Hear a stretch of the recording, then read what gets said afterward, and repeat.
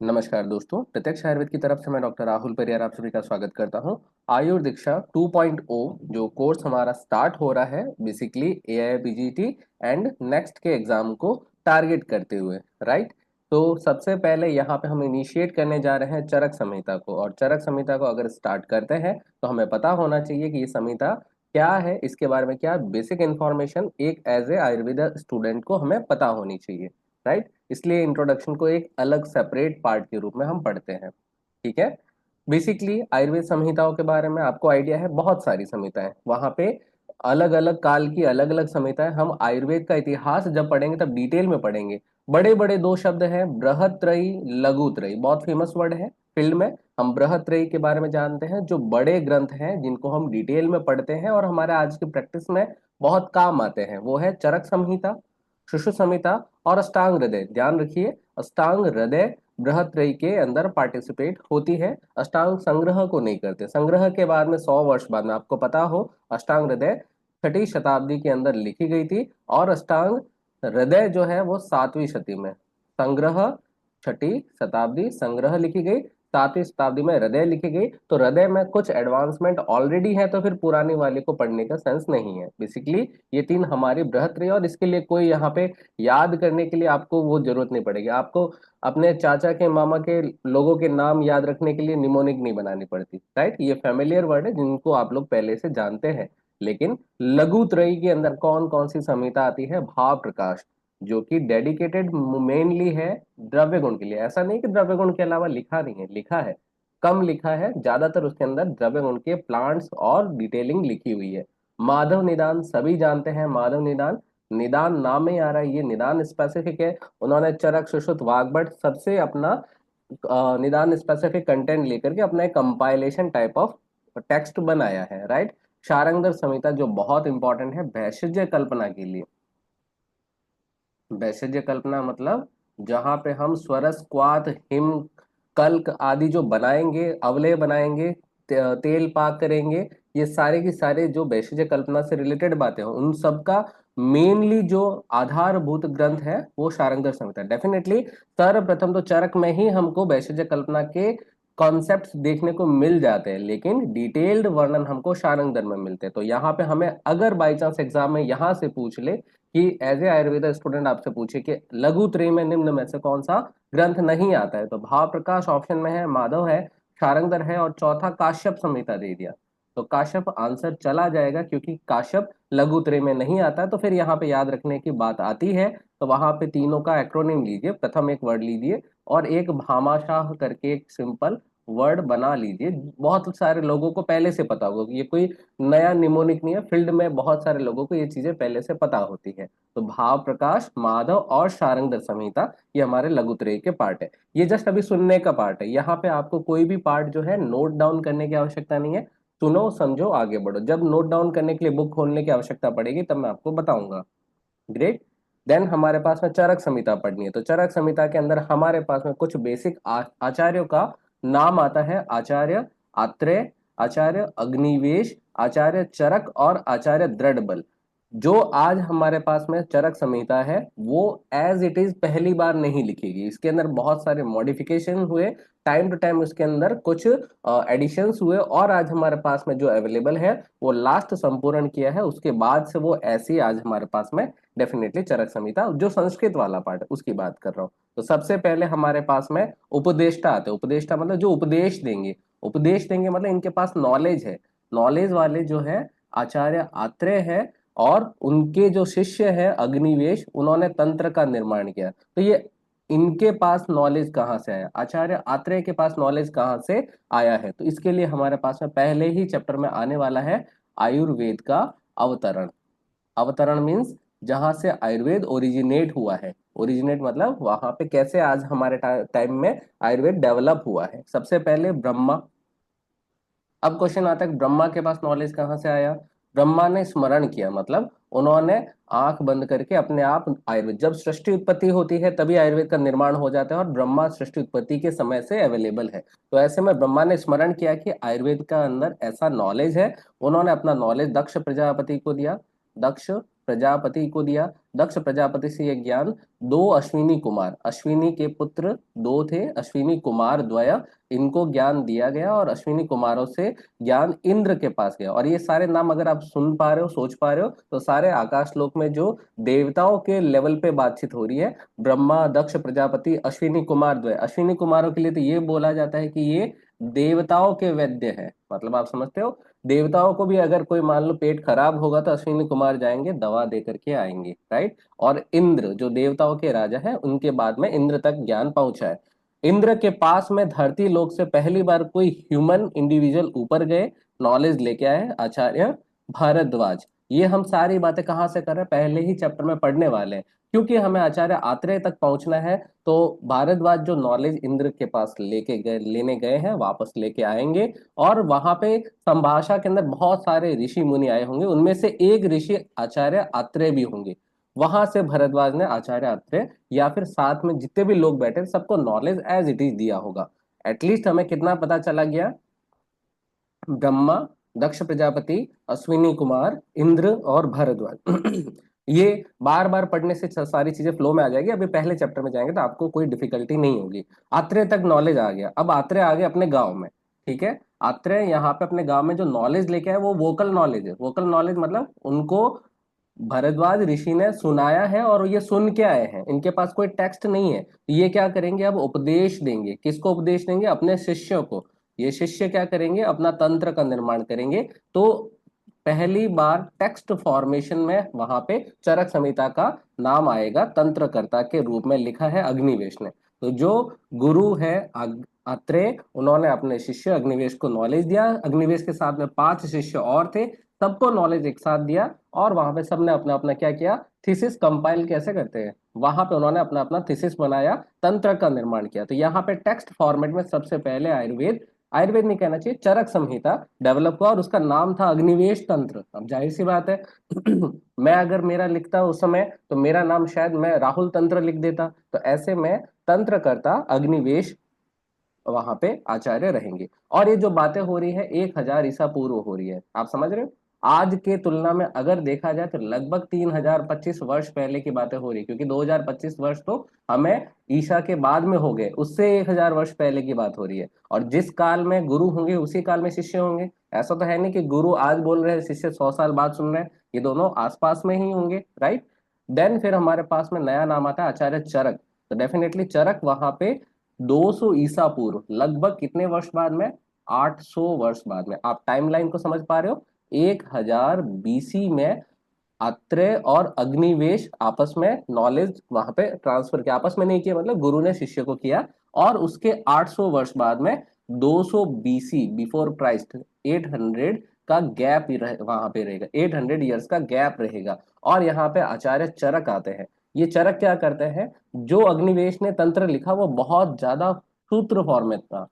सूत्र फॉर्म में मतलब शॉर्ट समराइज्ड, और लैंग्वेज इतनी क्लिष्ट कि कोई समझ ना पाए। तो उन्होंने क्या किया, अपना एक भाष्य रूप लिखा आचार्य संहिता, चरक संहिता में, सॉरी आचार्य चरक ने जो अपना टेक्स्ट लिखा वहां पे वो भाष्य रूप में लिखा। इसका मतलब क्या हुआ, भाष्यकार कौन हुए चरक संहिता के, हमारे पास आचार्य चरक हुए। और उन्होंने ही वहां पे संस्कर्ता का कार्य किया। संस्कर्ता का मतलब हुआ कि उन्होंने कुछ एडिशन किया। अब ये टर्म जो है बड़ा मार्केट में वैसा रहता है कि प्रति संस्कर्ता कौन, ऐसे तो सिंपल सिंपल बातें हैं। संस्कर्ता और प्रति संस्कर्ता की जो बातें हैं, चरक संहिता सिद्धि अध्याय 12 में खुद ही चरक संहिता में क्लियर की हुई है कि संस्कर्ता को प्रति संस्कर्ता को आचार्य चरक ही कहे जाएंगे। तो वहां पे जब संस्करण हुआ, वहां पे नाम इसका चरक संहिता पड़ गया। तो वहां पे जो हमारे पास में अग्निवेश तंत्र था वही आज चरक संहिता के नाम से फेमस है। बेसिकली हम अग्निवेश तंत्र ने अगर नहीं लिखा होता तो क्या चरक संहिता हमारे पास होती, नहीं होती। तो ये एक इंपॉर्टेंट कॉल है कि 200 ईसा पूर्व आचार्य चरक वहां पे, प्रति संस्कर्ता ज्यादा फेमस नाम है, इसको आप सबसे ज्यादा फोकस करके रखोगे, राइट। देन फिर हुआ क्या, कालांतर में बहुत सारे बाहर से आक्रमणकारी आ रहे थे, या फिर पुराने टाइम में नॉलेज को प्रिजर्व करके रखना बहुत डिफिकल्ट था। आज तो हमारे पास में जब जैसे रिकॉर्डिंग हो रही है, प्रिजर्व हो गया नॉलेज। पहले तो ऐसा नहीं होता था ना, उनको वोकली और ताड़ के पत्तों पे, पाम लीफ पे मैन्युस्क्रिप्ट्स बना करके रखने होते थे। तो वहां पे नॉलेज क्या हो गया, डैमेज हो गया। और आचार्य द्रढ़बल के काल तक 400 ईस्वी, कितना गैप हुआ, 200 बिफोर क्राइस्ट से लगाकर 400 एडी एनो डोमिनी तक 600 वर्षों के गैप में क्या हुआ, चरक संहिता का लगभग 1/3 पार्ट डैमेज हो गया। 1/3 पार्ट डैमेज होने से क्या हुआ, वहां पे जो उपलब्ध चरक थी उतनी ज्यादा नॉलेजेबल तो थी, लेकिन चैप्टर ही अवेलेबल नहीं थे, वो डैमेज हो गए। तो वहां पे संपूर्ण करना था, कंप्लीट करना था, वहां पे चीजें जो मिसिंग थी उनको वापस से रीजनरेट करने का काम किया है आचार्य दृढ़बल। हर एक वर्ड के अंदर मीनिंग है। उपदेष्टा, उपदेश करता, उपदेश देंगे गुरु देंगे, आचार्य पुनर्वसु आत्रेय, पूरा नाम है पुनर्वसु आत्रेय। ठीक है, आगे वर्ड आएगा, उसके बारे में डिटेल में बात करेंगे। तंत्रकर्ता जो टेक्स्ट फॉर्मेट में लिखे हैं अग्निवेश, और इनका तंत्र का नाम रहा अग्निवेश तंत्र। देन प्रति संस्कर्ता कहेंगे, सबसे ज्यादा बार यही वर्ड आपको एग्जाम में मिलेगा अगर आएगा तो।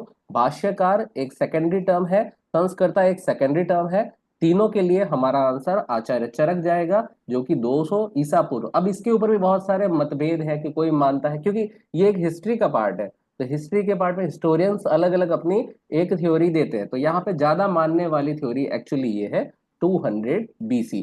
संपूर्णकर्ता का काल माना जाता है 400 एडी, मतलब 400वीं ईस्वी, आचार्य दृढ़बल। सबका नाम हमको पता होना चाहिए, एग्जाम में पूछे चरक संहिता के संपूर्णकर्ता कौन, ये 4 नाम देंगे, हम आंसर कर देंगे, राइट। चरक संहिता का सूत्र रूप किसने लिखा, अभी अभी बात करी थी, आचार्य अग्निवेश ने। बहुत ही ज्यादा शॉर्ट एंड समराइज फॉर्म में लिखा, और पहली बार टेक्स्ट लिखा गया था चरक संहिता के नाम से।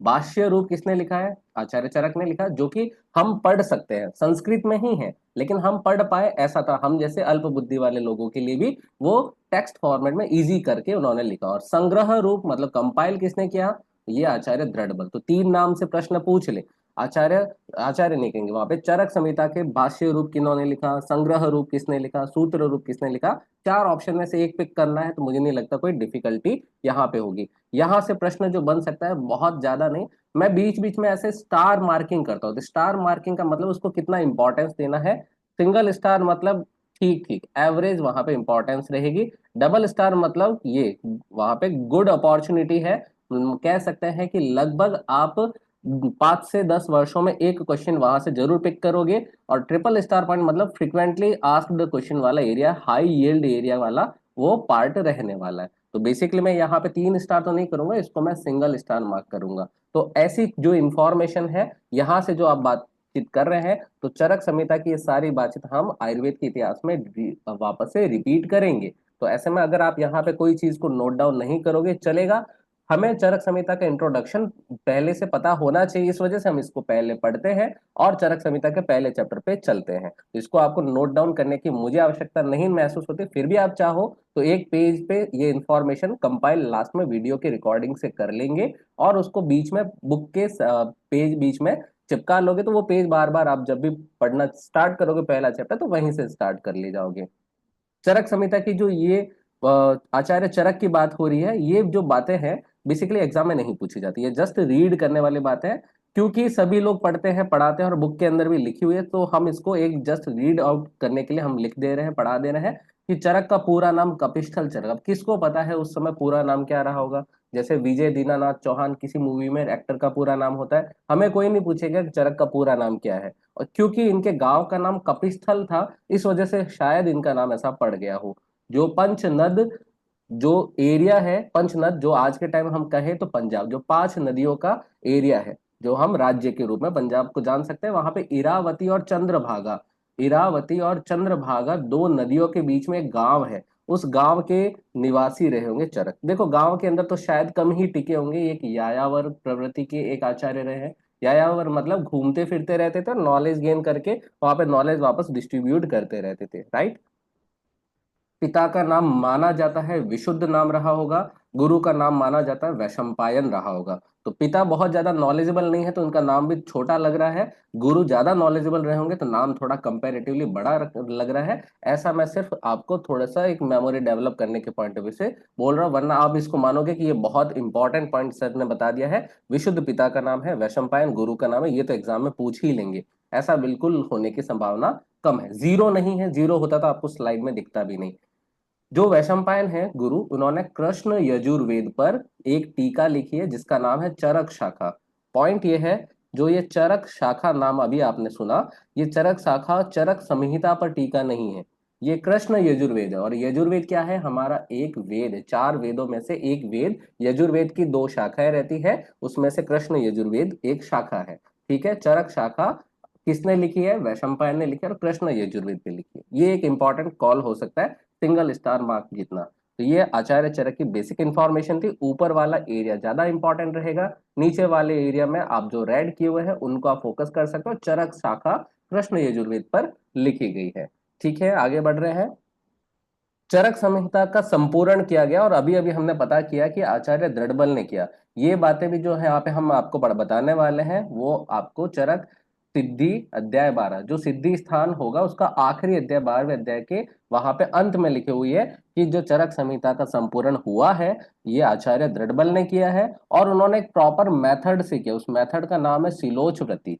सिलोच व्रति में तीन वर्ड है, शिल, उच्च और वृत्ति। वृत्ति का मतलब है मेथड, ये मेथड के लिए उन्होंने वर्ड दिया वृत्ति। तो बेसिकली दो यहाँ पे तरीके, सिल और उच्च के मेथड। सिल क्या होता है? जब खेती करते हैं तो वहां पे जो धान की बालियां होती हैं, धान की बालियां बिखरी हुई होती है उनको। और अच उच्च का मतलब होता है जो धान के दाने होते हैं, धान के दाने, इनको क्या करना होता है? चुनना होता है। वो चुन चुनकर वहां पे क्या करना होता है? कलेक्ट करना। जो बिखरे हुए हैं उनको हमको चुन चुनकर कलेक्ट करना होता है। तो जैसे हम धान की बालियों को और धान के दानों को अलग अलग चुन चुन करके इकट्ठा करते हैं और अलग अलग जगह पे प्लेस करते हैं, तो ये जो मेथड है, इसी मेथड का नाम उन्होंने दिया सिलोच वृत्ति। तो उन्होंने एक्चुअली किया क्या?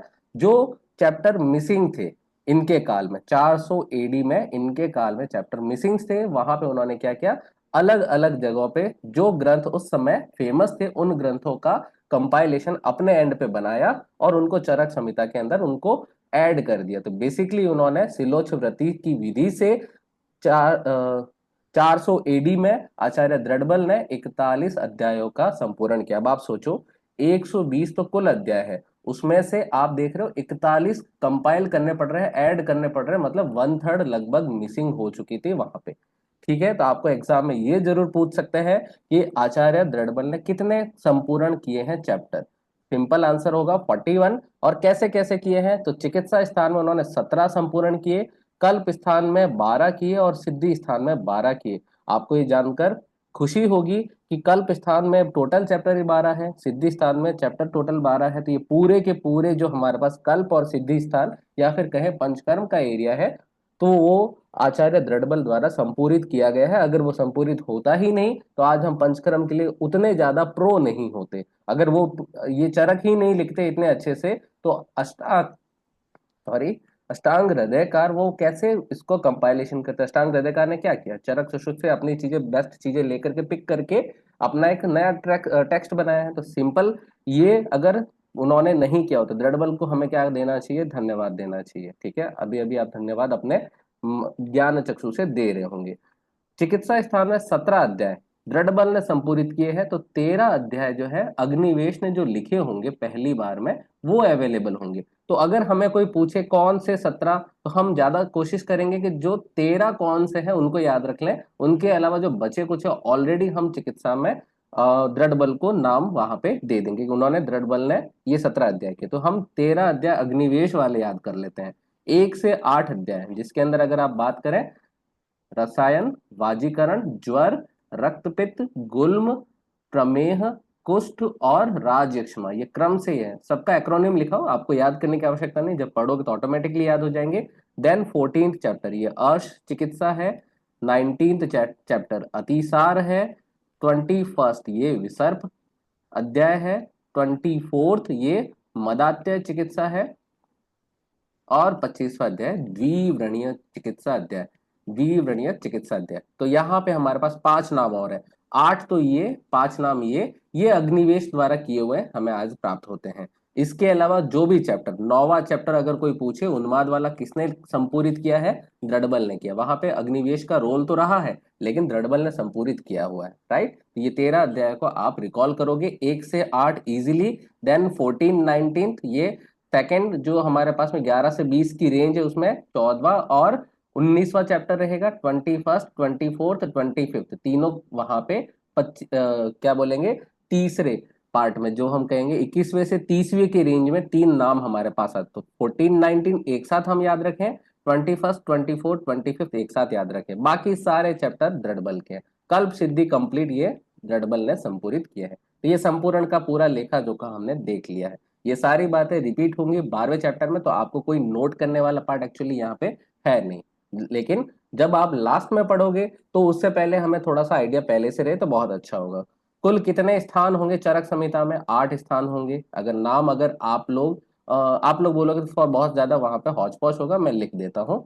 सूत्र, देन आएगा हमारे पास में निदान। अच्छा, मैं क्यों लिख रहा हूँ, अगली स्लाइड में हमको मिल ही जाएगा आगे जा करके, फिर भी शॉर्ट में लिख देता हूँ। सूत्र निदान के बाद में हमारे पास में आएगा विमान स्थान, विमान के बाद में आएगा शारीर, शारीर के बाद में इंद्रिय। ये 5 अध्याय, 5 अध्याय नहीं 5 स्थान हमारे पूर्वार्ध के पार्ट है। चिकित्सा कल्प सिद्धि, चिकित्सा कल्प सिद्धि ये हमारे पास में कौन से उत्तरार्ध के पार्ट में रहेंगे, राइट। तो 8 टोटल स्थान होंगे। चैप्टर्स की संख्या 120 होगी जो कि फिक्स रहेगी, याद रखेंगे। कुल सूत्रों की संख्या 9295 सूत्र, जो कि हर एक चैप्टर के हर एक श्लोक के मतलब बाद में सूत्र के बाद में एक नंबर लिखा रहता है, जैसे ये 1 हो गया, ये 2 हो गया, ऐसे। तो वहां पे टोटल गिनने पर प्राप्त होते हैं 9295। जैसे फोन नंबर याद करते हैं 9295, ऐसे सूत्रों की संख्या याद रखोगे। श्लोकों की संख्या कैसे? 12,000। तो ध्यान रखो, सूत्र अलग बोला है, श्लोक अलग बोला है, इसका मतलब सूत्र ही श्लोक है ऐसा हम नहीं समझेंगे। एक कोई बड़ा कोटेशन है, आप कहाँ पे जाके एग्जाम्पल के लिए देखोगे, आप 4th चैप्टर में जाओगे जहां महाकषायों की बात करी है। तो महाकषाय में जो पहला षटक आता है, जो 6 महाकषाय का कॉम्बिनेशन है, उसमें हर जो षटक है वहां पे पहला दूसरा तीसरा चौथा पांचवा छठा, इन सबके जो श्लोक खत्म होंगे वहां पे एक सूत्र खत्म होगा, लेकिन वहां पे श्लोकों की संख्या तो 6 हो रही है। इस तरीके से देखें तो वहां पे हमें श्लोक कंपैरेटिवली ज्यादा मिलेंगे, सूत्र कंपैरेटिवली कम मिलेंगे। तो सूत्र वहां पे कंप्लीट उस, क्योंकि नंबर से हम गिनेंगे ना, तो नंबर एक 6 वाले का एक साथ एक बार में नंबर देंगे, राइट। ये वाला पैटर्न आप जाकर के आज देखना, महाकषाय वाला चैप्टर एक एग्जाम्पल के रूप में, और भी जगहों पे होंगे। तो और सूत्रों की संख्या 12,000 ये हमें कौन बता रहा है? वही चरक सिद्धि 12वें अध्याय में, वहां पे द्वादश सहस्री वर्ड करके देते हैं, द्वादश सहस्री, 12,000 श्लोकों वाली संहिता कौन सी है? ये चरक संहिता। कभी एग्जाम में बाई चांस पूछ ले, बहुत रेयर चांस है, बाई चांस ही आएगा कि द्वादश सहस्री कौन सी संहिता है, answer is Charak Samhita, right. कुल योग कितने हैं? 1950, जो कि जस्ट आप गिनने से प्राप्त कर ले रहे हो, बहुत ज्यादा यहाँ पे प्रश्न इससे नहीं बनेंगे। जो श्लोक के फॉर्म में हमें प्राप्त होता है ये प्राप्त होता है, और ये दोनों इंफॉर्मेशन प्राप्त होती है, ये गिन के प्राप्त होते हैं, राइट। ये इतना हमने चरक संहिता का बेसिक इंफॉर्मेशन ले लिया। टीकाओं की बात करें, संस्कृत टीका, देखो चरक संहिता के ये सारी टीकाएं हम इतिहास में दोबारा पढ़ेंगे, लेकिन बीच बीच में हमारे पास में कुछ कुछ टीकाओं के नाम आते रहेंगे, तो उन टीकाओं का हमें अगर पता रहेगा तो सबसे बढ़िया काम हो जाएगा। सबसे फेमस टीका कौन सी है, आप लोग कोई बता सकते हो? माइक प्लीज ऑन किया जाए स्टूडेंट्स के लिए। आयुर्वेद दीपिका। आयुर्वेद दीपिका। आयुर्वेद दीपिका। और आयुर्वेद राइटर कौन है? चक्रपाणि। दत्त 11वीं शताब्दी। चक्रपाणि दत्त। 11 शताब्दी के। ग्रेट ग्रेट, ठीक है। तो यहाँ पे आपने आंसर किया आयुर्वेद दीपिका, जो कि 11वीं शताब्दी में चक्रपाणि दत्त द्वारा लिखी गई है। ये सबसे इंपॉर्टेंट और महत्वपूर्ण टीका है। देखो पहले तो समझो टीका क्या होती है। टीका का मतलब है कोई भी टेक्स्ट लिखा, उस टेक्स्ट को उस काल में लिखा गया जिस काल में वहां पे आचार्य रहे होंगे, लेकिन जिस काल में इसको पढ़ा जा रहा है उसके अकॉर्डिंग समझने के लिए कुछ वहां पे टर्मिनोलॉजी और उसको थोड़ा इजी इजी करने के लिए कमेंट्री की जाती है। कमेंट्री मतलब जहां पे कोई वर्ड लिखा गया, मान लेते हैं कि यहाँ पे लिखा गया दोष, तो दोष 3,000 साल पहले जो लिखा गया है उसको आज के टाइम में हमें क्या समझना, उसको इजी करने के लिए कुछ वहां पे कमेंट्स करने पड़ेंगे। तो ये कमेंट्री करना, कमेंट्स करना बेसिकली टीका कहलाता है। हम कह सकते हैं कि एक्सप्लेनेशन वहां पे रहे होंगे, और अलग अलग आचार्यों ने अलग अलग अपने एंड पे की है। बहुत सारी टीकाएं प्राप्त होती है, राइट। चरक संहिता पे संस्कृत टीकाओं के अगर मैं संख्या मतलब कैलकुलेट करूं तो 41 टीकाएं लगभग प्राप्त होती है। 44 टीकाएं प्राप्त होती है अष्टांग हृदय पर, जो संस्कृत के नाम पे सबसे ज्यादा टीकाएं वहां पे प्राप्त होती है। अष्टांग हृदय का डेटा सबसे इंपॉर्टेंट रहेगा। देन कौन सी टीका किसने लिखी है? चरक न्यास सबसे पहली टीका हमें प्राप्त होती है, हो सकता है इससे पहले किसी ने लिखी हो, लेकिन प्राप्त होती है चरक न्यास नाम से, लिखी है भट्टार हरिश्चंद्र ने 6वीं शताब्दी। 6वीं शताब्दी का अर्थ है 500 वर्ष से लगाकर 599 वर्ष के बीच में कभी लिखी गई है, जो 6वीं शताब्दी है, 6th सेंचुरी के अंदर इसको लिखा गया है। भट्टार हरिश्चंद्र, चरक न्यास। तो देखो अब यहाँ पे ये क्या है, ये एक नाम है और इसके राइटर है, इसके बीच में कॉन्सेप्ट नहीं है। जब कॉन्सेप्ट नहीं है तो हमारे पास में जो चीजें सामने लिखी वो डेटा है, वो फैक्ट है। डेटा और फैक्ट को हमें क्या करना है कि ईज प्रोवाइड करके निमोनिक की सहायता से पढ़ लेना है। जहां कॉन्सेप्ट पॉसिबल है वहीं पे कॉन्सेप्ट वहां पे ऐड करेंगे, जबरदस्ती के वहां पे कॉन्सेप्ट नहीं बिल्ड करेंगे। राइट, तो चरक न्यास के लिए हम याद करेंगे चरक न्याय। न्याय कौन दिलाएगा? जो राजा हरिश्चंद्र की तरह सत्यवादी होगा। आपने मूवी देखी होगी, राजा हरिश्चंद्र एक सत्यवादी राजा रहते हैं, तो न्याय वही दिलाएगा जो सत्यवादी राजा हरिश्चंद्र को। तो याद रखने के लिए चरक न्यास हरिश्चंद्र, भट्टार हरिश्चंद्र, 6वीं शताब्दी, ये हमारे पास इंपॉर्टेंट नाम है। पहले आचार्य है तो इंपॉर्टेंट हो जाते हैं। दूसरा नाम आता है चरक पंजिका, जो लिखी है स्वामी कुमार ने 7वीं शताब्दी में। स्वामी कुमार ने लिखी है चरक पंजिका। पंजिका इसको एक वर्ड की तरफ लेके जाते हैं, पंजीकरण। पंजीकरण मीन होता है रजिस्ट्रेशन। मैं किसी प्रॉपर्टी पे अपना रजिस्ट्रेशन करूंगा, पंजीकरण करूंगा, तो मैं उस प्रॉपर्टी का क्या बन जाऊंगा? स्वामी बन जाऊंगा, मालिक बन जाऊंगा। पंजी का वर्ड से हमको स्वामी वर्ड खोजना है। और आप मानोगे नहीं, यहाँ से प्रश्न बनते हैं। अभी एक प्रश्न 2022 का रिसेंटली जो आया है वो आपको क्लासरूम में अभी थोड़ी देर में मैं बताने वाला हूँ। चरक पंजिका, स्वामी कुमार, 7वीं शताब्दी। ठीक बात है। निरंतर पद व्याख्या, ऐसी टीका, ये टाइटल है, टीका का नाम है, बुक का नाम लिखते हैं ना अपने अपने, तो निरंतर पद व्याख्या एक टीका का नाम है जो लिखी है आचार्य जिज्जट ने। नाम कितना इंटरेस्टिंग है, जिज्जट। जे पहले लिखा, फिर आधा ज लिखा, फिर पूरा ज लिखा, फिर ट लिखा, तो लगातार वहां पे ज आ रहा है, इसी को बोल सकते हैं निरंतर ज आ रहा है। क्या आ रहा है इसमें? निरंतर ज का उच्चारण हो रहा है, दैट मीन्स वहां पे निरंतर पद व्याख्या जिज्जट के लिए याद रख लेंगे। तो लगातार ज किस में आ रहा है? निरंतर पद व्याख्या वाले आचार्य जिज्जट में आ रहा है, याद रख लोगे। जिज्जट ने निरंतर पद व्याख्या लिखी है 9वीं शताब्दी में।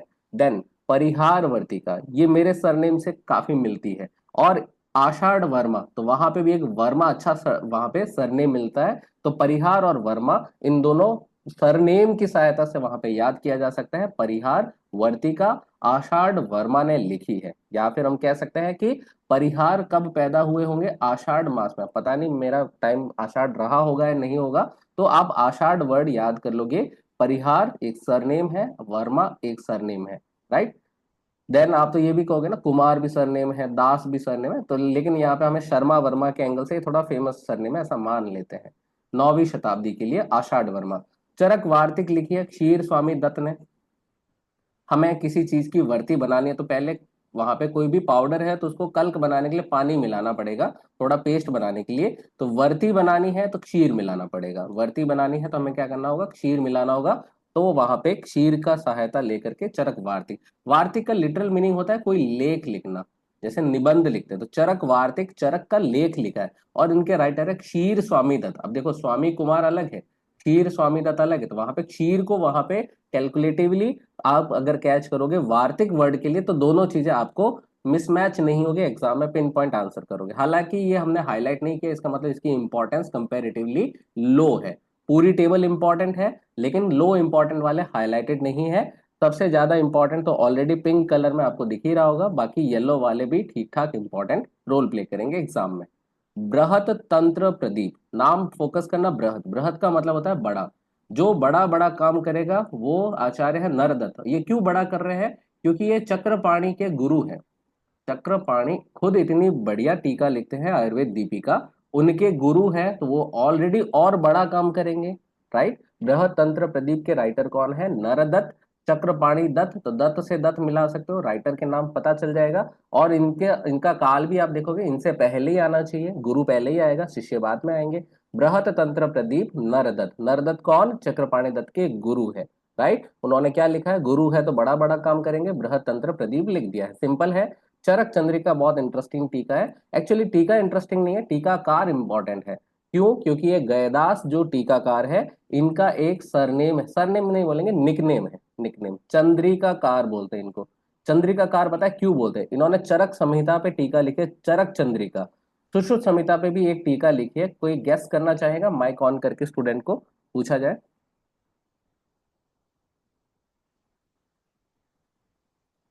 क्या आप न्याय आंसर कर सकते चंद्रिका। हो?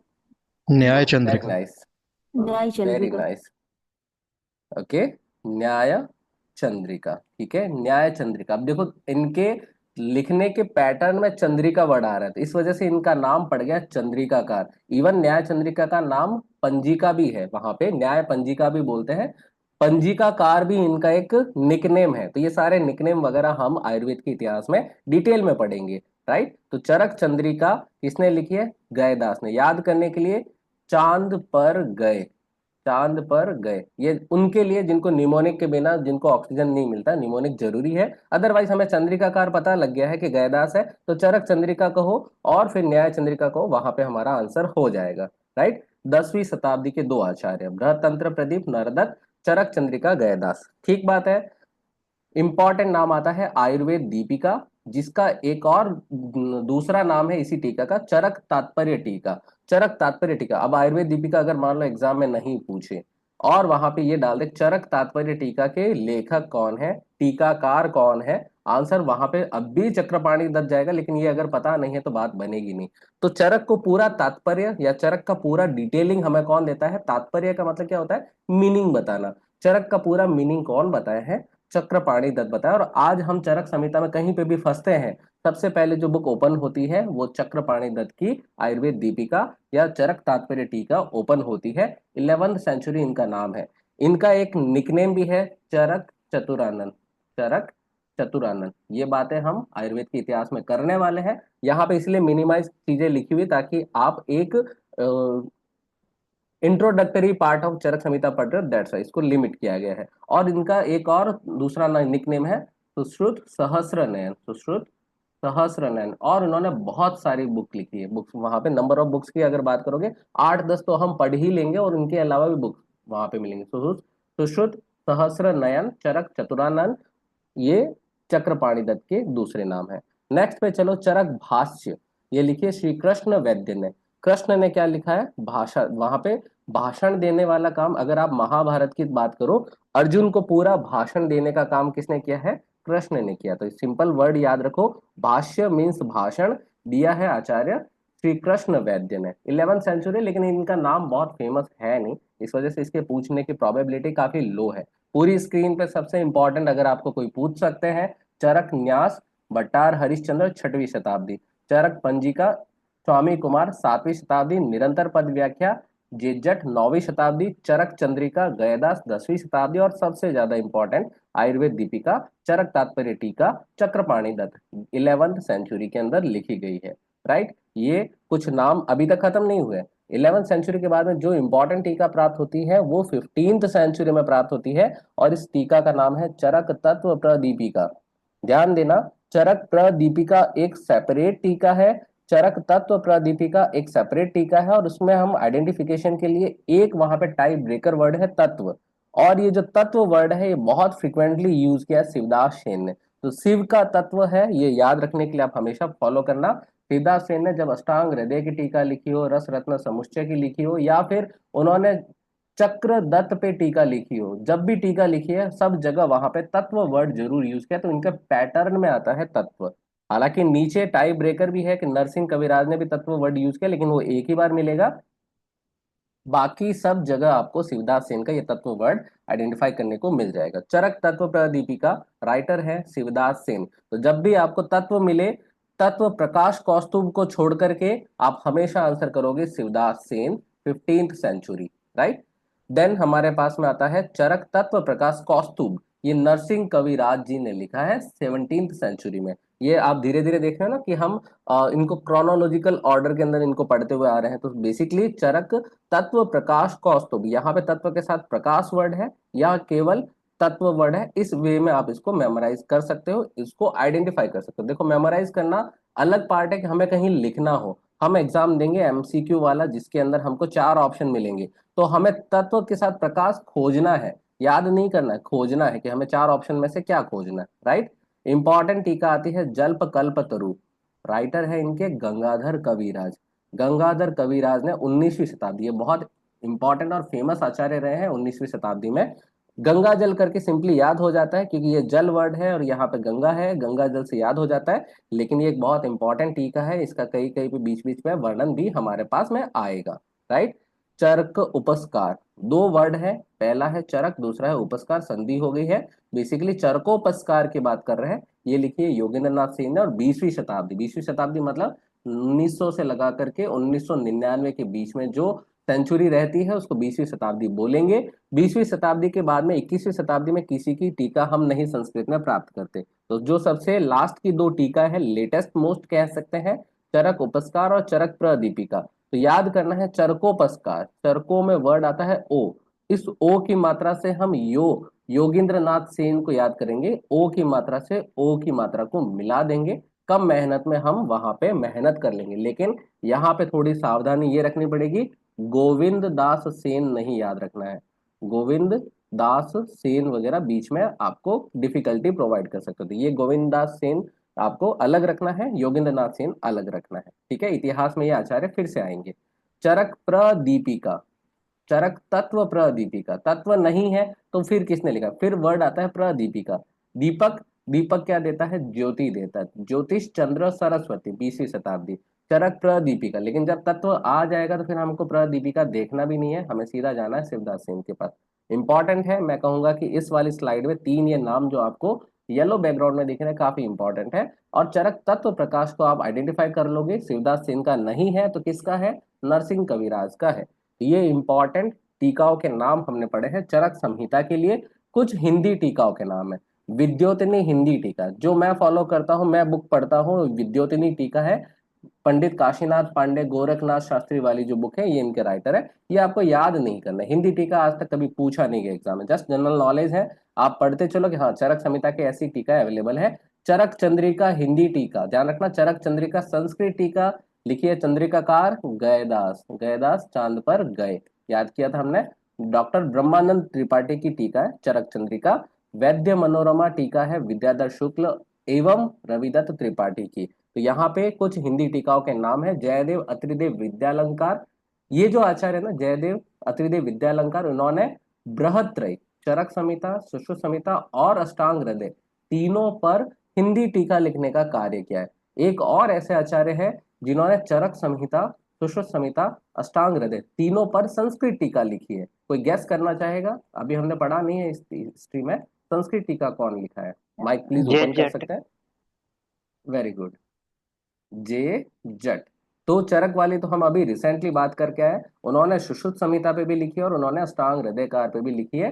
तीनों बृहत्रयी कह सकते हैं, बृहत्रयी के तीनों टेक्स्ट पे संस्कृत टीका लिखने वाले आचार्य हैं जे जट, और हिंदी में लिखने वाले आचार्य हैं जयदेव अत्रिदेव विद्यालंकार।